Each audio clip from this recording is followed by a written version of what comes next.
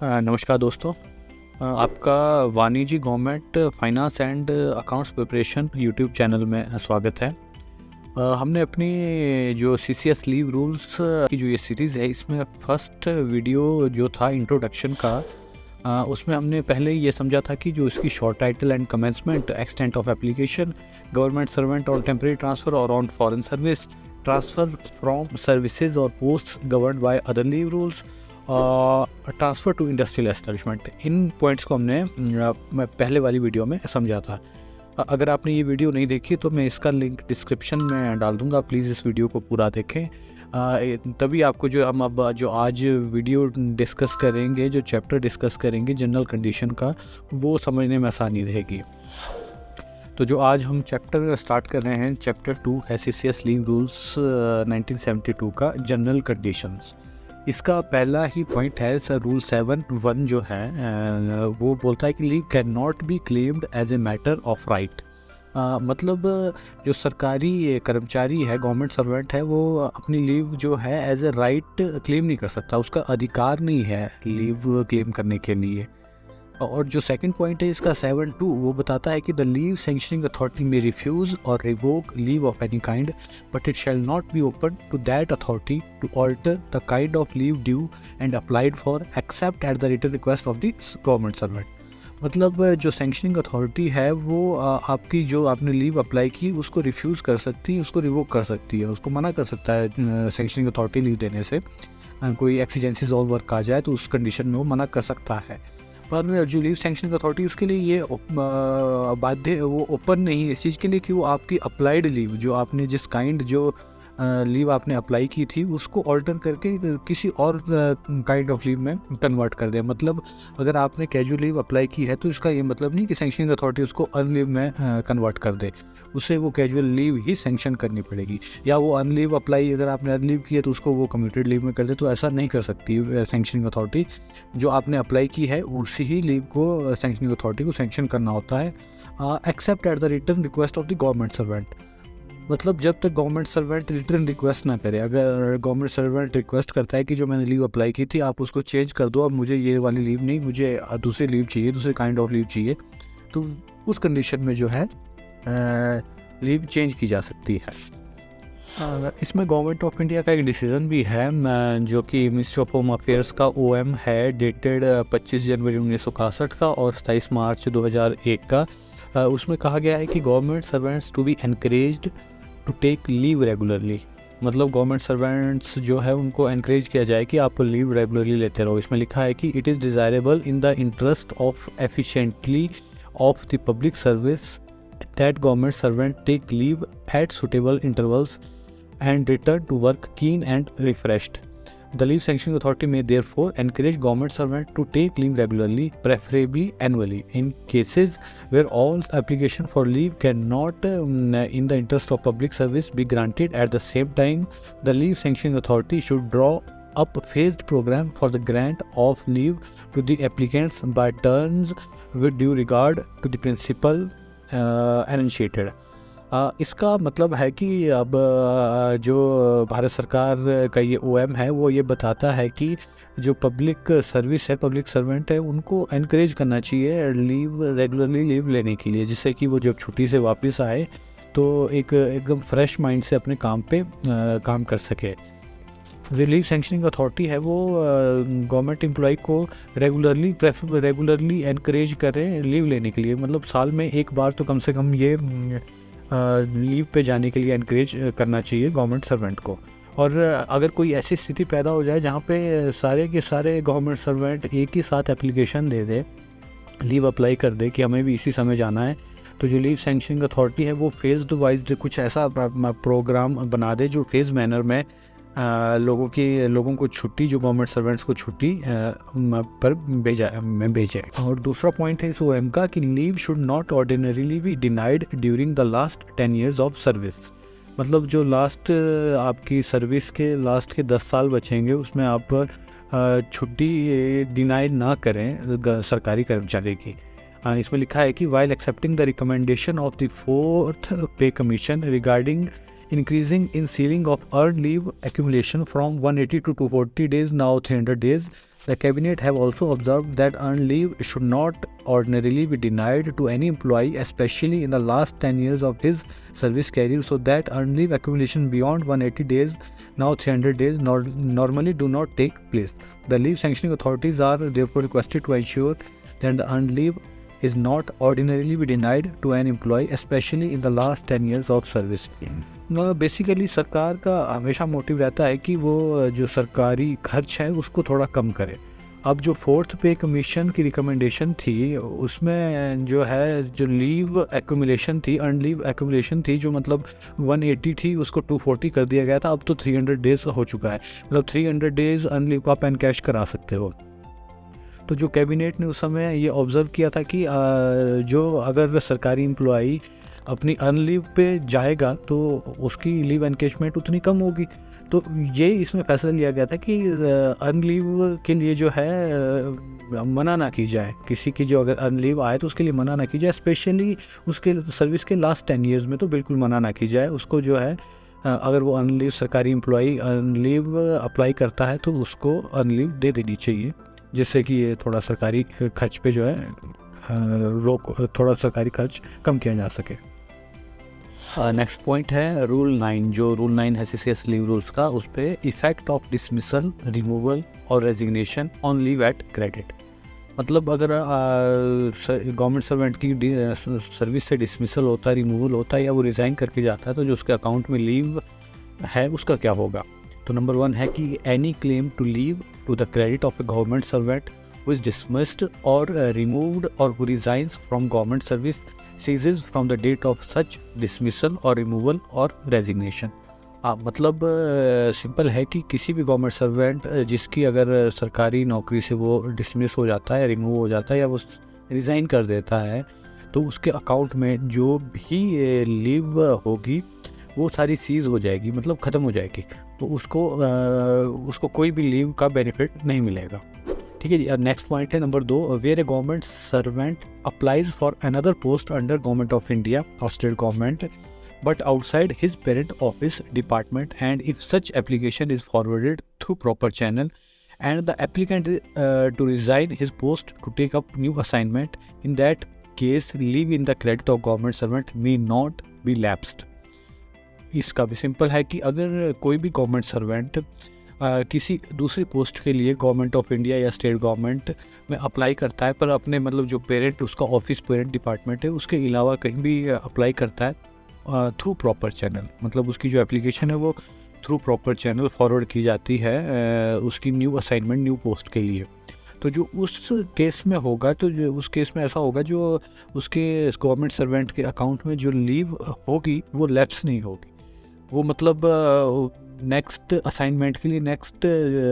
Post के लिए जो जहाँ गवर्नमेंट सर्वेंट जाएगा उसके लिए वो कैरी फॉरवर्ड हो जाएगी लीव, उसमें वो वहाँ पे कैरी फॉरवर्ड हो सकती है वो लीव। पर अगर कहीं वो इंडस्ट्रियल एस्टेब्लिशमेंट में जाता है, जैसा हमने पहली वीडियो में मतलब डिस्कस किया था, पहली वीडियो में डिस्कस किया था कि अगर वो किसी इंडस्ट्रियल एस्टेब्लिशमेंट में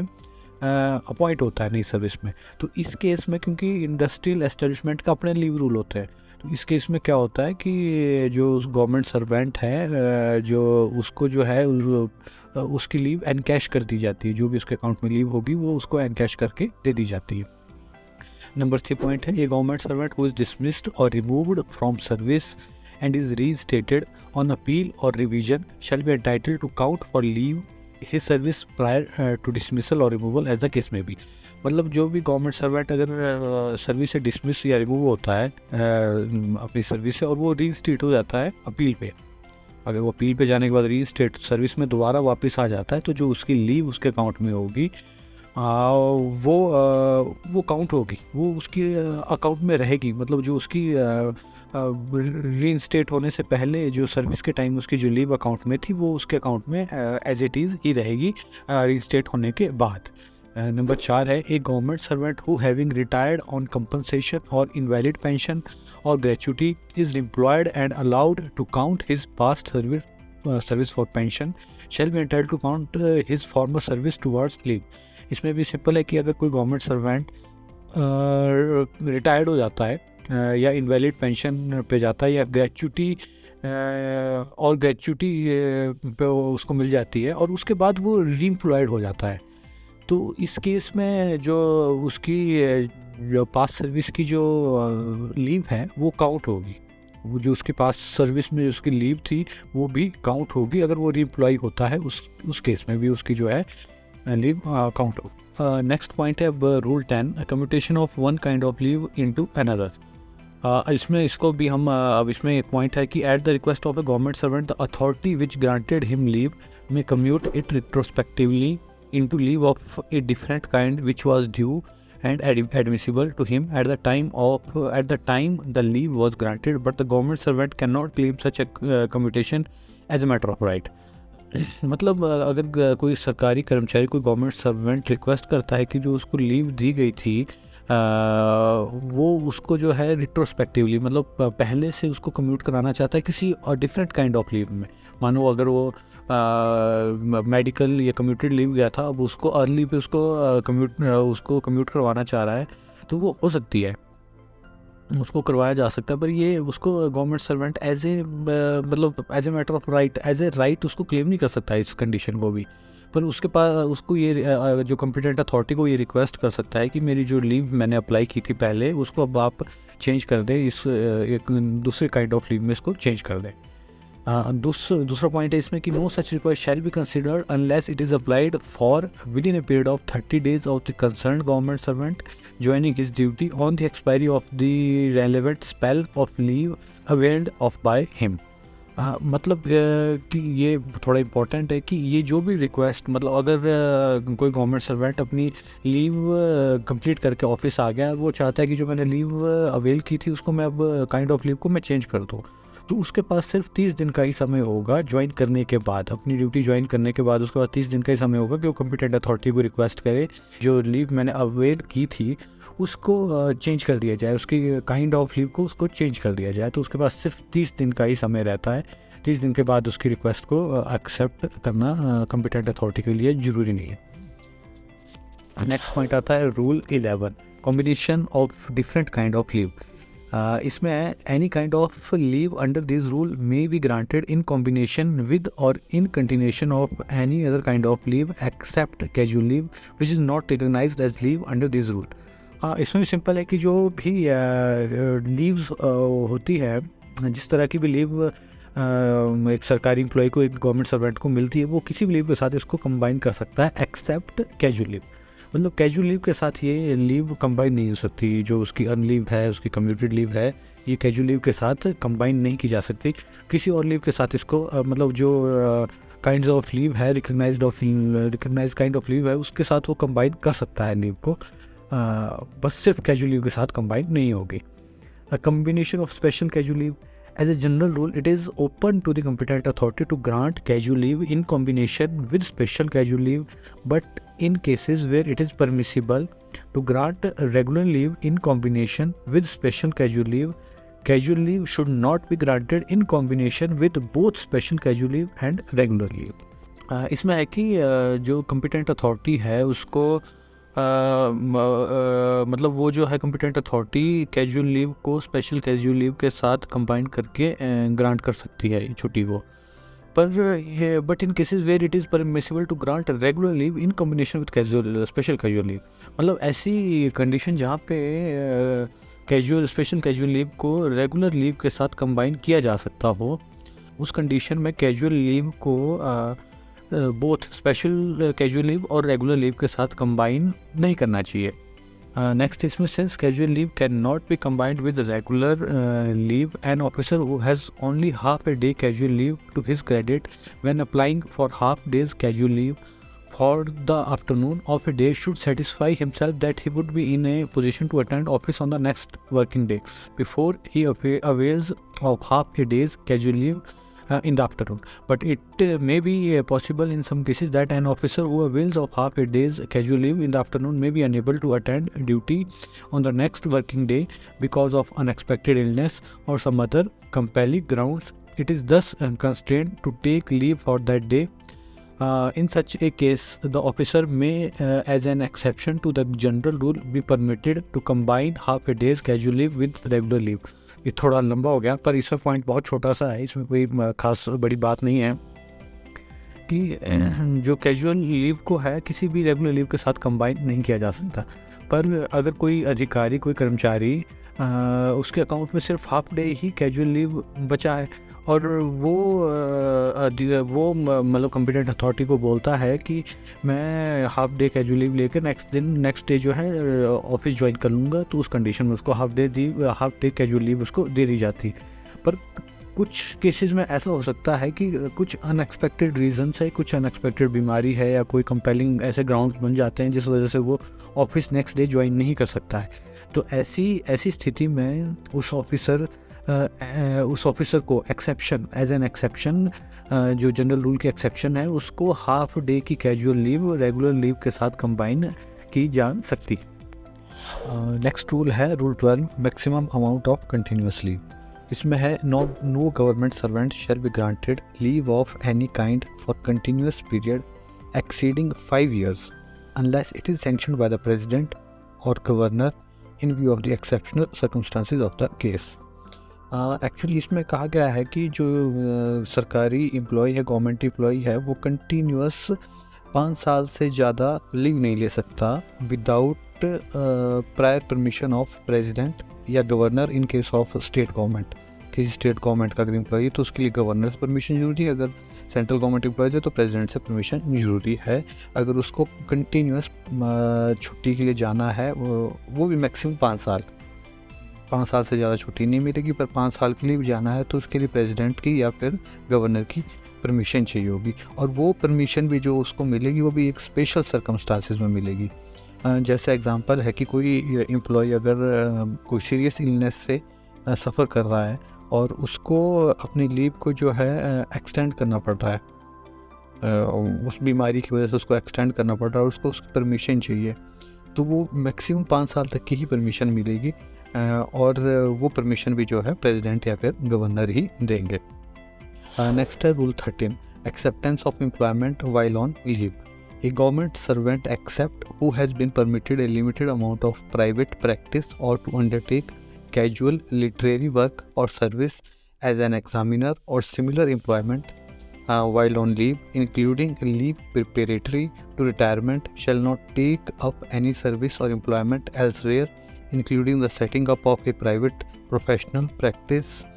as accountant, consultant or legal or medical practitioner without obtaining the previous sanction of president if the proposed service or employment lies elsewhere than in India, or appointing authority if the proposed service or employment lies in India। अब इसमें जो rule 13 में बताया गया है कि जो एक गवर्नमेंट एम्प्लॉय है,